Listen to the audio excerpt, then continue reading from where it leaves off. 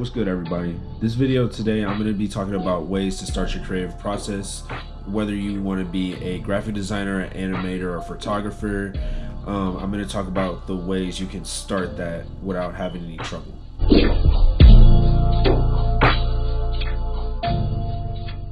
Hello everybody, how you doing? Happy New Year. I hope everybody is having a good day so far.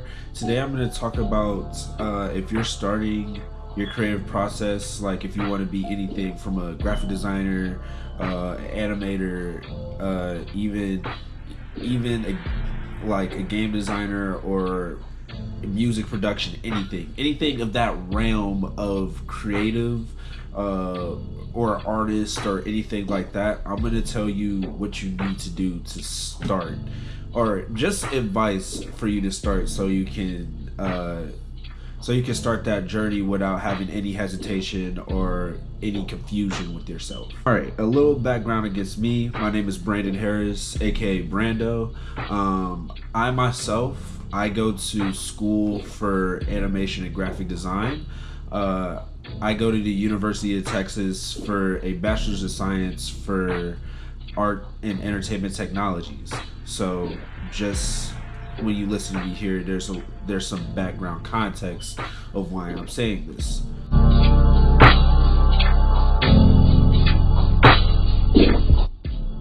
So we're gonna start off with the first piece of advice, and that's of course be a sponge. Be a sponge if you want to go into a space or a creative space which you know little about, or just anything that you want to know about. Just talk to people that's been there. I think one of the most best advice I've heard from a professional animator that works at Animation Powerhouse Animations in Austin. He said, work with people, or just be around people that's better than you, or that has more experience than you, or just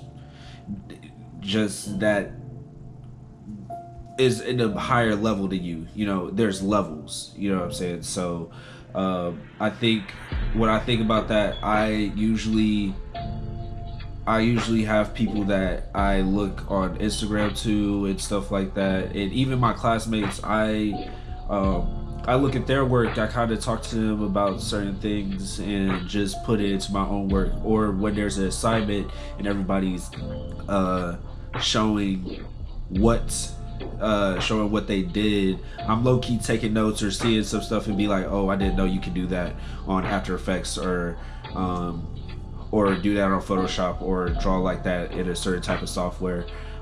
So yeah.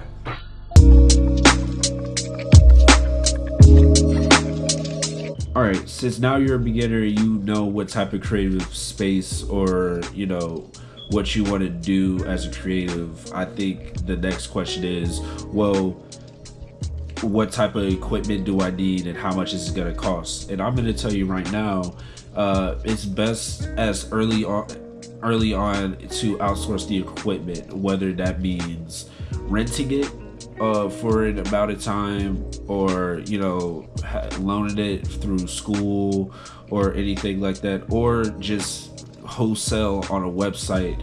Don't try to like get the best equipment. I would say don't worry about the trying to get the best equipment, since you're a beginner, since one, you don't know how to use the equipment to its full capacity yet. Use most of your funds for equipment that you don't know how to use yet. So for me, I remember I got beginning of the year, I got like a PC, like it was an old PC laptop, i5. It was like an i5 8 RAM PC laptop from probably 2012, but it got the job done for a matter of time. But since I was a beginner and didn't know what I was doing, it did me justice for a right amount of time for that semester. Now looking back on this, you don't want to get too unreliable of a resource. That's why I say also lending it through school, which my university does sometimes for people that can't afford a laptop. They just be like, oh, here's a MacBook, here you go, we're gonna lend it out to you. use your resources as best as you can. Don't settle for spending $2,000 on a MacBook that you could have got from your school for free for a certain amount of time. You know what I'm saying? You don't want to spend all of your funds on something that you could have used for free. Also, see if there's an alternative for anything. So like me, I use Adobe Cloud, but I use it on my student plan. I'm not really paying that much for it, as if I was using it regular, it would cost me $60 a month, but I'm using it for $22 a month.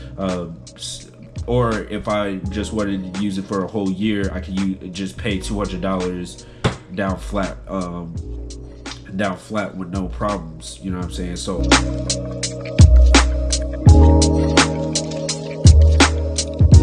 this last piece of advice is, just have fun, bro. Like, don't hold yourself into a certain box of what you're trying to do, because ultimately that will not be the best for you. You know what I'm saying? If you see an opportunity for you to be creative for whatever you're doing, you know what I'm saying, do it. Like me, I'm making I'm doing an internship right now that's helping me make logos for athletes. You know what I'm saying? Not that I thought I was going to be doing that when I started school, but if you be a graphic designer, try to do anything. Make a logo try to make a concept logo for a business and show it to the business and see how they like it.